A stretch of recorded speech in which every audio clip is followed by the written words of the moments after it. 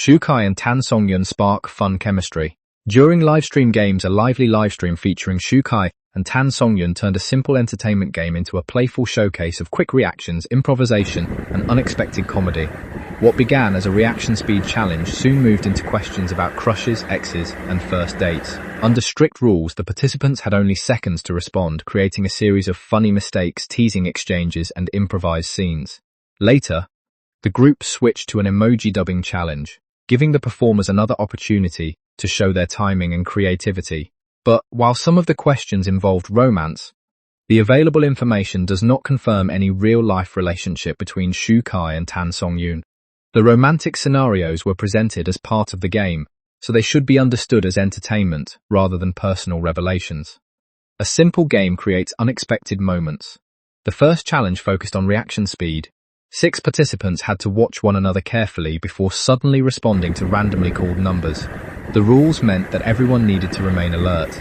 Responding at the wrong time, failing to react, or moving simultaneously with another participant could lead to losing the round. The game then became more complicated. Instead of simply answering questions, the participants had to follow a word count sequence. One participant could answer with 1 word, another with 2 words, and another with 3. That simple restriction created much of the comedy. The first question asked what someone would do after discovering that the person they liked already had a partner. The answers quickly became dramatic. Rather than giving long explanations, the participants had to work within the word limit. Short phrases about leaving and saying goodbye were repeated, expanded, and turned into jokes. The others immediately reacted, making the situation feel more like an improvised comedy scene than a traditional interview. This is where the presence of Kai and Tan Songyun became especially entertaining. Their interactions were shaped by the rules of the game, with participants reacting to each other's answers rather than simply waiting for their own turns. The result was a fast-moving exchange in which even a short answer could become the setup for another joke. The ex-lover question raises the drama. The next question took the game in an even more dramatic direction. The participants were asked what they would say if an ex-lover returned and wanted to get back together.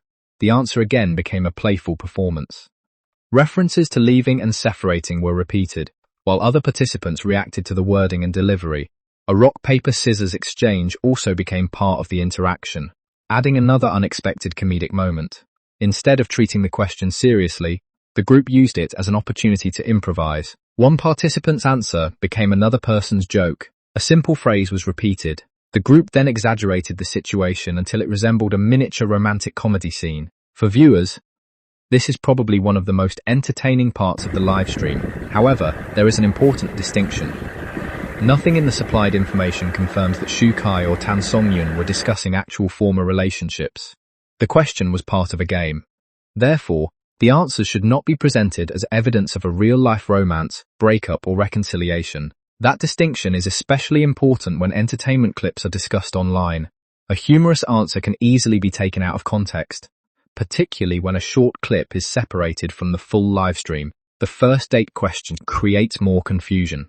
The final question in the reaction game asked what the participants would do on a first date with someone they liked. Before they could answer, however, the group once again became confused about the numbers. Participants questioned who had which number and whether they were supposed to answer first or later. The confusion itself became part of the entertainment. After the sequence was repeated, the participants returned to the question. One answer involved going to a restaurant. Another joke suggested there might not even be enough money to order food. The imagined first date quickly became an intentionally awkward situation. Instead of giving a conventional romantic answer, the participants continued building on the joke. This illustrates what made the game work. The questions provided a basic framework, but the participants' reactions created the actual entertainment. Kai and Tan Songyun's on-screen interaction. For viewers interested in Kai and Tan Songyun, the most noticeable element is the playful atmosphere surrounding their participation. The supplied material shows the performers taking part in the games and reacting to the surrounding jokes and challenges. Their interaction can reasonably be described as entertaining within the livestream setting. However, it would be misleading to turn that interaction into a confirmed relationship story. There is no verified information in the supplied material establishing that Kai and Tan Songyun are romantically involved. What viewers can observe is their participation in an entertainment environment where teasing, Hypothetical romance and exaggerated reactions are part of the format. That distinction allows the segment to be appreciated without unnecessary speculation. The chemistry seen in a live stream can simply be performance chemistry. Actors are often asked to react quickly, create humorous moments, and engage with other performers during promotional or variety-style appearances. A fun interaction does not automatically indicate private relationship. The emoji challenge changes the mood after the reaction game. The live stream moved into a second activity based on emojis. This time, the participants were asked to choose emojis and give them voices or dialogue. The challenge required more than simply reading words. Participants had to imitate the mood of the selected emoji and deliver their lines accordingly. That allowed them to experiment with different expressions, voices, and comedic styles. Some performances were deliberately exaggerated. Others became funny because they were delivered with almost no emotion. The group reacted to these attempts and continued building on the performances. The challenge also included repeated references to Starlight. The participants used lines recommending the program and incorporated the phrase into their emoji performances. One recurring idea involved comparing someone to Starlight, creating another playful running joke. A cat emoji also became part of the challenge, with participants turning the image into a humorous character. The activity demonstrated a different type of interaction from the first game. The reaction game depended on speed. The emoji game depended more on creativity and delivery. Why the live stream is interesting, according to the information provided. The biggest attraction of the segment was not a single dramatic revelation. It was the way the participants continuously reacted to one another. A participant would answer, another would respond, someone would make a joke, the group would repeat it. The host would encourage them to continue. Suddenly, a simple question would become a longer comedic scene. That pattern appeared several times throughout the live stream. The romantic questions provided the subject matter, but the reactions created the entertainment. The same thing happened during the emoji challenge. An ordinary emoji became a character, a short sentence became a performance, a facial expression became a joke.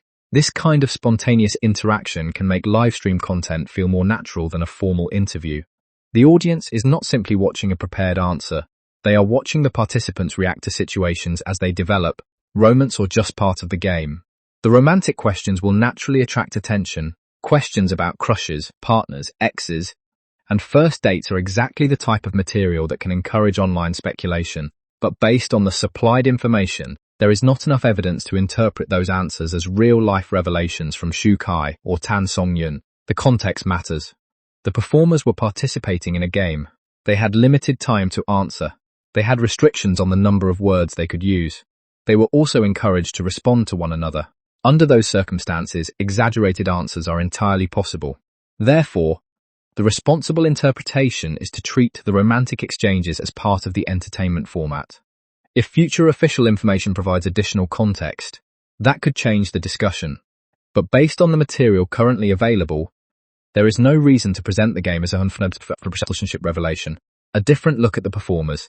The live streams also offers viewers a different perspective on Kai and Tan Songyun as entertainers.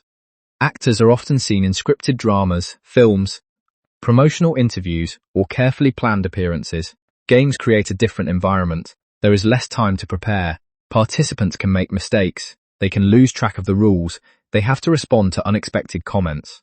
And they need to maintain the energy of the conversation. The supplied material shows exactly this kind of environment. The participants repeatedly corrected one another, laughed at mistakes, and continued the game instead of allowing small errors to stop the performance. That spontaneity is part of the appeal.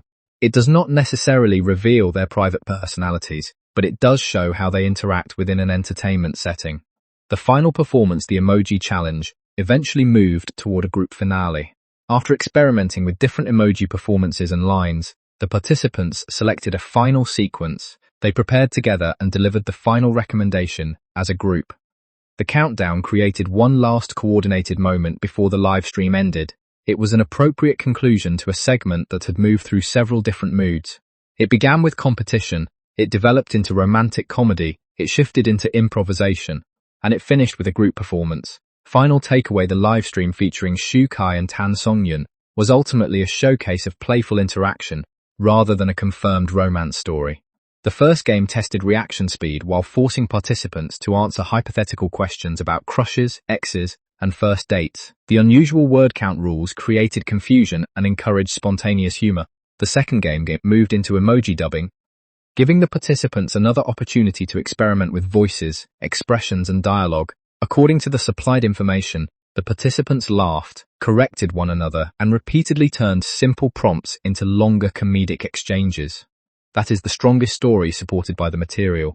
The romantic questions may generate curiosity, but they should remain in context. There is no confirmed evidence in the supplied information that Kai and Tan Songyun were revealing a real relationship or discussing their private romantic lives. What can be observed is their participation in a playful entertainment setting. And that may be the most interesting part of the livestream. The appeal was not necessarily in discovering a hidden secret. It was in watching the participants react when they were given limited time, unusual rules, and unexpected questions. Sometimes the most memorable entertainment moment is not the answer itself. It is the reaction that comes immediately afterward.